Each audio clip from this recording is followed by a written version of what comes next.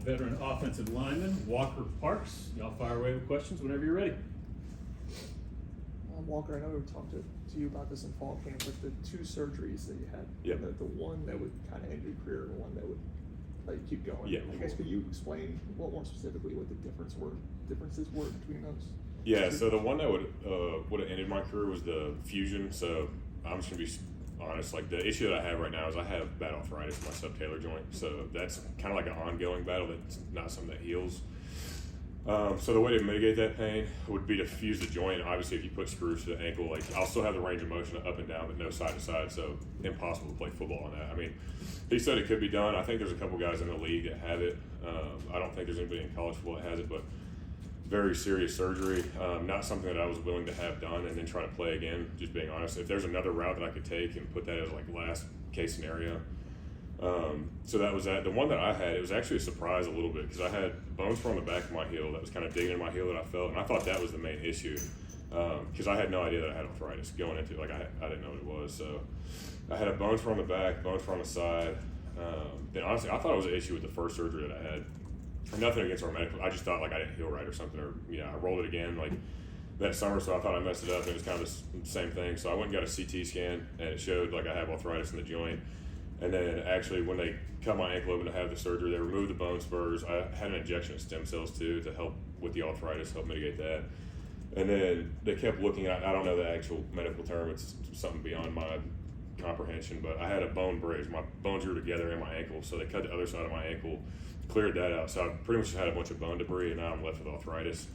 It's really not that bad. It's been a lot better than I expected. I've almost this probably isn't going to make sense, but I've almost worked the arthritis out in a way. Like the more I go, the more I run, the better it gets. And it got to a point where after the surgery, and because the doctor who did it came in and he was like, probably not going to work, but, willing to give it a shot. And he was like, you'll know in January. So January comes around, I still can't really walk on my own. Every time I would get up, especially in the mornings, I don't know why, but laying down made it way worse. Standing up in the mornings, it literally felt like I had a broken ankle. And I was like, all right, so even more discouraging. I was looking more toward the fusion, really upset about that, but just kept going, kept praying about it, and kept working. Like I said, we have an incredible medical staff here, training staff, that helped me get through that, and it's held up. I mean, I've played 2 games. I've had no issues with it. It gets sore, but the only thing it takes now is more rehab, after which I was doing already anyway. So that was kind of the difference between the two. So it was either the end, which was the fusion, or the one that I had. And it was kind of like a coin toss. He said it was 50-50, but it worked. So I'll take those odds every time. And so you said you were thinking you might have to go towards fusion in January. So it was kind of like, let's try this first, and then you might have to still get another surgery after that. Yeah, so that was the big risk. That was the only thing, going into it, it probably took me 3 weeks, talking with my dad, talking to every ankle and foot doctor in the country, and trying to figure it out. And I was thinking, I've been playing for so long, and I really I love the game so much. I love playing football so much. I was like, why have the final surgery as the first one? If that's for sure going to end it and I'm going to hang it up, I would rather risk that.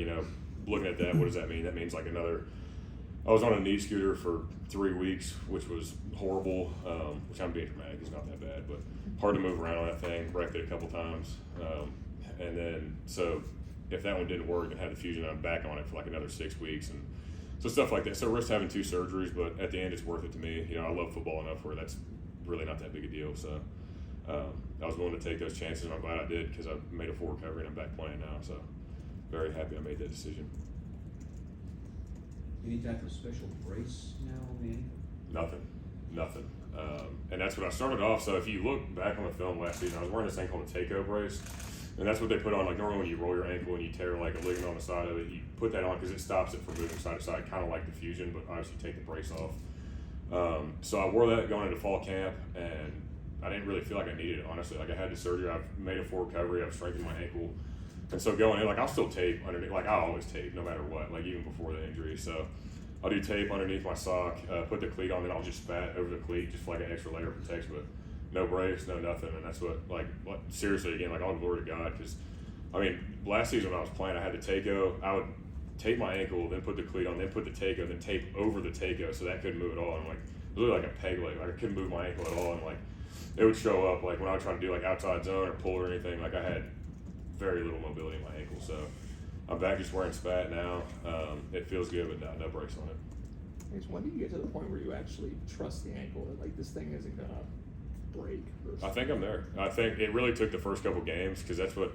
There's no real test like playing football, so it got through the summer. I could do the conditioning. I would run, and it would feel good, and I'd be like, all right, well, this is good progression. But obviously, running is a lot different than blocking a defensive tackle or getting out in space and playing a full game and the endurance of a game. So, played the first 2 games, and like I said, nothing at all. Like I'm fine, I'm perfectly fine, which I'm extremely excited about, extremely happy about because that was the ultimate test. Like going into the first game, and I made it through fall camp too. Like I didn't really modify anything, And obviously, I've been playing 5 years, playing offensive line for 5 years, so they'll pull me out of drills here and there. But it's not necessarily because my ankle; it's just because I'm taking a lot of reps, taking a lot of snaps, and that's what. So it held up the first 2 games. It felt great, and that was the ultimate test for me. Because going into it, I was a little concerned and a little anxious, I'd say, because when you get to that point, you're like, I've had all these issues, Now it's like this is on in front of everybody. This is real speed football. So got to really put it to the test here. But it's held up good. So no issues so far. Walker, what about body weight? Because my guess is that you lost mass. Yeah. All right. So and then building that back up. I mean, just looking at you, there's been a body composition change. Definitely. So what happened? Did you work most on your upper body while all this was going on, or what? Yeah, a little bit of everything. So that's what to have the surgery. So I initially when I went to the doctor, he told me to have arthritis. He was like, we need to fuse this, and we didn't know that there was another option that we could do. So I was thinking in my head, I was like, if there's a chance to play with the fusion, I was like, what's the quickest way? Because that's like 6 to 12 month recovery, and I was like, if I have it now, I was like, do I miss next season too, and then try to come back in like what would technically be the 6th year of me being in the program? So I was like, to cut down that, I was like 300 pounds at the time. No, I was like 295. At the time, and I was like, all right. So I talked to him. I was like, is the extra weight gonna hold on the recovery? And he was like, yeah. I was like, if I lose the weight, would it shorten the time? And he was like, yeah. So I dropped down. I got all the way down to like 260 for the surgery that I thought I was gonna have. So immediately when I found out, I started cutting weight. I was hot on the bike, the underwater treadmill, getting in the sauna, eating salads for lunch, and I cut the weight pretty fast. Got to 260, had the surgery, and then I've slowly built it back up over the years. So I'm 295 again, just a lot less fat. Worked on the upper body a ton. I mean, that's all I could do on the knee scooter and everything. So, but I mean, it honestly helped me because I feel a lot better. I'm 295, but I don't feel like the 295 I felt like playing before. And I've always been like I know that sounds like not light, but a lighter guy playing offensive line. I've always been 305 to 295. That's like my real window of playing. When you weigh in at fall camp and everything, that's always like added weight that you're going to lose just because of how hot it is, and like you're not really in football shape yet. So. I'm the same weight. I'm standing here today. I weighed in at 295 this morning. Lower body fat, so better composition. I've been able to work on that, so that was really beneficial for me. And better eating habits as well. So I mean, the whole process, really, the injury, it was very beneficial for me. Like I fixed a lot of stuff that I needed to work on. Like I've become way more professional in my career, taking care of myself, rehabilitation-wise, nutrition-wise. Even in the weight room, like.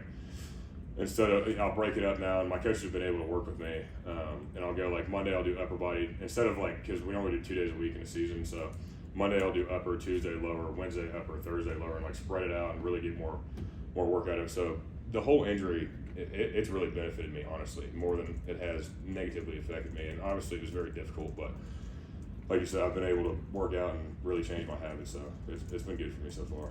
Being a guy like you in the position you were, when you look at the facilities you guys have here, I'm thinking of like 100 yards of wellness and that sort of stuff. How much time do you spend in there, and how vital has that space been for you during that injury stretch and especially since it? Yeah, it's been incredible, and I'm in there constantly. I mean, every single day, and that's what another good thing is. I've been here a long time. I graduated. I'm working on my master's program now, so I don't have any in-person classes. All my classes are online, so I'll wake up, work out, get my schoolwork done for the day, and then it's. By the time I'm done, it's 9 in the morning, and we don't have anything till 2 o'clock in the afternoon. So I'm pretty much in there the whole time.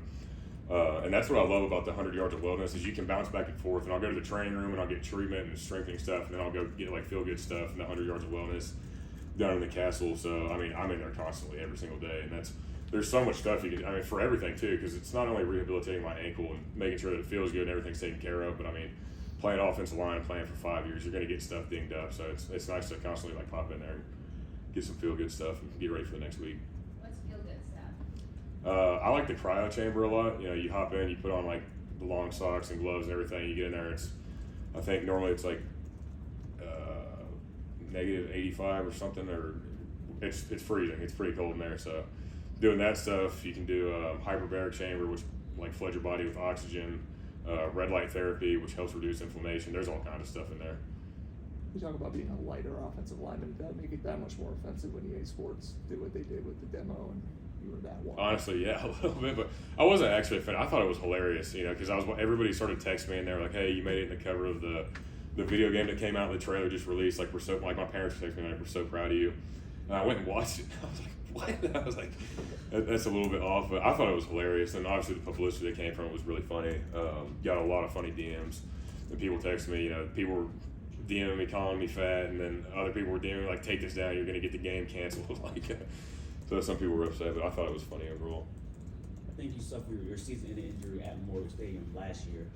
I guess how cool is it to be back in Memorial Stadium this past weekend and helping you guys get to the victory? Yeah, it's incredible. So, funny enough, this was the week last year that I called it, and it was after the second game. Like I said, we were out at practice, whatever. We were doing screen drill, and I peeled out on screen, and it just buckled, and I fell down. And that's when I went and got them to look at it, and I was like, yeah, because it's not. I realized it wasn't one of those things where oh, it hurts. Like, you can just play through this and get rehab. I was like, no, something's actually wrong. So it was this week last year that I called it, and that's what talking to him and them saying that I wouldn't play football again, and then being back here a year later, it's incredible, and that's what just feel extremely blessed and extremely grateful because that's what I talked to my dad about. Last season we played Charleston Southern. And then I was trying to come to terms with it after they told me. I was talking to him. I was like, well, I had a great career. I got to do more than most. Like, I made it to college, got to play for my dream school because the dream was always to play for Clemson. I got to play as a freshman, got to start as a sophomore, start as a junior. I made it to the playoffs. Didn't win the national championship like I wanted. But I had a good career. I started coming to terms with it. I started really thinking about it, and I was like, there's no way that was my last game. I was like, no way. And if it was, I'm glad it was in Death Valley, in Memorial Stadium. Started talking to him, I was like, there's no way that was it. It was like a surreal feeling. And then we started finding alternative ways, and he told him, I owe a lot of it to my dad. My dad's the one who talked to a bunch of doctors and found the alternative surgery. And he called me, he's like, there's another route. Like, I know you don't want to think about this right now because obviously I was a mess from it all. And he was like, it's going to risk you having another surgery and this one not working. But he was like, there's a chance it could work. And we talked about it, and that's what ultimately led to this decision. I was like, if there's a chance it works and I could play again like I did last weekend in the stadium again. And I was like, it's worth it every single time. So incredible feeling to run down the hill again and be back. That's what every time we would score, I just go stand in the end zone, look at the student section. I was like, I missed that feeling a ton. That was special. Talk about crashing out the scooter a couple times and you got scared. How does that even happen? Those things are a lot harder to drive than you think. They got the two wheels on the front are wide and the two on the back are really narrow. So every time because I would drive it out to my truck and then open up the back door of my truck and try to pick it up and put it in with the seats up, and then I would try to hobble around, jump in the driver's seat. So there was a couple of times I remember going out in the parking lot. I think it was at Publix or something because I needed to get something, and I picked it up and put it in, and then I was getting the groceries out of the basket, and I tipped over and I fell down.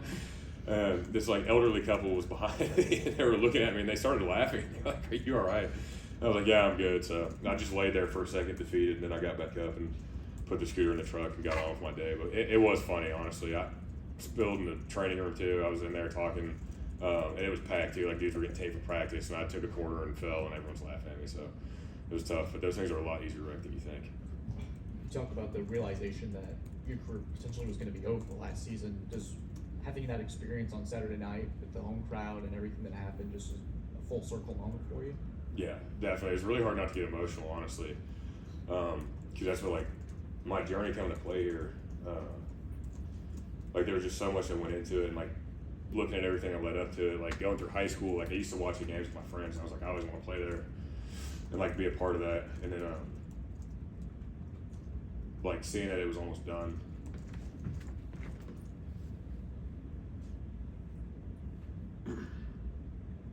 Sorry, I'm good. Seeing that it was done, just before the way that I wanted it to end, because I didn't really get to finish the way I wanted to, and that's what obviously football is a very physical game, and you never really get to decide when it's over with, be over in a day, but realizing how important it is and how fun it is, because I think oftentimes if there's any other college athletes watching this right now, how quick it can be taken from you, and what I didn't understand is how much I relied on the structure of everything, not just playing football, because people see Saturday we just run around and oh, everyone's intense, super energy, but everything that goes into it, the off-season training, hanging out with your guys. Like, I'm roommates with my teammates. We hang out all the time, and just everything that goes into it. Like, I love football. I love Clemson. Like, I would play here for 20 years if they would let me. Obviously, my body does not have 20 years of college football in it. I don't think anybody does. But, I mean, if there is no eligibility, I would stay here forever. And that's what, I mean, it's impossible to describe, like, the feeling of being able to do all that stuff and the privilege that it is. Because I think oftentimes, like, that's what Coach Luke talked about, and it's so true. Like, there's not a lot of people that want to strap it up on a Tuesday and put full pads on after playing a game and then go out there and practice for 20 periods and then do conditioning and then wake up and do it again the next day and then go play another game and then do it the next week and the next week and the next week, continuing on. And I think, like, before the injury and understanding how special, don't get me wrong, like, I never took it for granted, I always loved it, but I didn't, like, truly understand how important it is, how much of a privilege it is. And even just to run out there and play with your friends, like standing on the sidelines all last year, being hurt, because in my head the whole time I had the surgery, I got back on the sidelines after a couple of weeks and, was still hurting really bad. I was like, all right, I don't know if that one worked. Like, if I had the other one, that'll take another year. I can maybe come back after that, work my way into it. So just the fact of, like, being able to work through it and get through it over the past year and go through camp and then play the first 2 games and, pray that I stay healthy and, work to stay healthy and play the rest of the season. It's incredible. Absolutely full circle, because where I was at a year ago couldn't be farther from where I'm at today. I'm very blessed and very thankful for that. Having that love for the game is coaching something you've thought about in the future? Yeah, absolutely, definitely. I don't know what level I would start at or where I'd go, but yeah, I definitely coach, and that's what. I don't know if I'll do it immediately. I don't know what opportunity would arise, but there's no way that I could get, like, say I play this year and then I'm just done playing. Like, there's no way I could go the rest of my life without football and just watch it on the TV. And that's what, especially when I have kids. One day, if I have a son, like, I'll absolutely be coaching football. If he wants to play and that's what he wants to do, then yeah, 100%. I know that you were talking about on the podcast, you guys have like a biker gang, so like, are you still driving around with that thing? No, I'm not. Don't worry, no motorcycle. I mean, I still have it. It's in the garage, but that thing's been inactive for probably about a year now. And that's what, it's fun. Like, it's a good hobby and everything. I love riding around, but obviously more important things, and you don't want to be riding around with a bad ankle on your shifting foot when riding a motorcycle. So no, that's been inactive. Probably be going on Facebook Marketplace soon. How much fun was it to watch this film with your teammates? It was a lot of fun. It was cool, but it was good stuff. It was really promising, and the thing is, like, I've never had a doubt in this team, and, like, that's what it's gonna sound insane. I don't mean this in any disrespectful way at all, because I have a lot of respect for them. They whooped us, but, like, I feel like we could have done that to Georgia as well. And I'm not saying hang 66-20 and do all that, but, like, the plays that we made, like, the plays were there, the opportunities were there. And I think it was really good for this team to see that we can do it, and now they have a vision for it, because we have a lot of young guys like Bryant Wesco, TJ Moore, like, they're freshmen that haven't played, and now they see that they can do it at this level, and they know that. But being 18 years old and going your first college game, it's difficult, it's a challenge. So I think we've got a ton of talent, and watching on film, and the big thing is that there's still stuff to correct. Like, we didn't play good enough where if that was a playoff opportunity and that was it came down to a couple plays, like, we would have lost that. We had a turnover, we had some penalties, we had some mistakes that can't happen. So really fun to watch it on film, but a lot of stuff to still work on. But it's really promising for week 2 of the season. Dabo was really praising Cade and his ability and some of the checks that he made and some of those different things. Was this the level you've seen at practice? Was this the Cade that you guys all know? Yeah, absolutely. I mean, I've never had any doubt in Cade either. He's a natural baller. He has a lot of poise to him and a really good dude as well. Great athlete, and so, like, everything that he put on tape, I'm not surprised at all. And that's what I know. Some people were shocked and going back and forth, but no, there was no surprise to me at all. Coach Sweeney said you guys having a lot of sacking. The O-line having a lot of sacking the past 2 games, I guess. Mm-hmm. As you guys as a unit, how do you embrace that mentality and try to keep it forward after the opening? It's good. That's obviously one of the goals that we have as a unit. But at the end of the day, that is our job. It's an expectation. That's not something that we want to, boast and be like, oh, we've given up no sacks. Because I mean, it's 2 games and we've got if we're lucky 15 more. And that's the goal, is to play 15 more. So that's being an offensive lineman. That's the expectation. You don't want any tackle for loss. You don't want your guy making the tackle at all to begin with. No sacks, no pressure. So.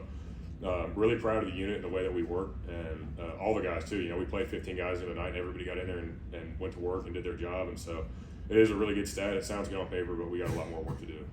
Take one more for Walker. Walker, while you've been going through all this, you've had a position coaching change. So what has Matt Luke's effect been on you? What's Matt Luke's effect been on the room? It's been good. He brings a lot of energy, a lot of enthusiasm. And he's, that's one guy that's going to bring the energy every single day, regardless if you're feeling it out. Like when I talked about how on Tuesday, you know, it's easy to be like, oh, I don't want to do this. You know, just came off a physical game, and now I got to put the full pads on again and go do inside run and 1-on-1s and all this stuff. It's easy to feel down about it, but you know, there's no doubt that that's not an option when he's in the room. And I think that helps a lot. I think that helps the younger guys a lot too, because they see that energy from a coach, and then it's infectious. It infects the whole room.